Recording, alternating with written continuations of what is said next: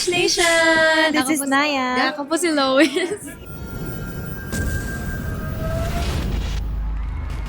I'm satisfied with our collab po. And I think talagang nabigay po namin yung puso namin sa performance namin.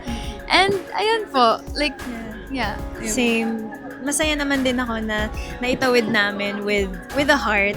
Tsaka, I think yun yung strength namin na may puso yung kanta namin. Grabe. Diba? Tindig balahibot. Ano ba yung sinabi ko? Basta nakakakilabot. Sobrang galing galing po. din kasi lahat eh. Kaya parang mahihirapan ka talagang mamili. Right now po, actually, hindi po namin sure sino po yung mga kapunta sa top of the Clash dahil all three duets were really good. Yeah.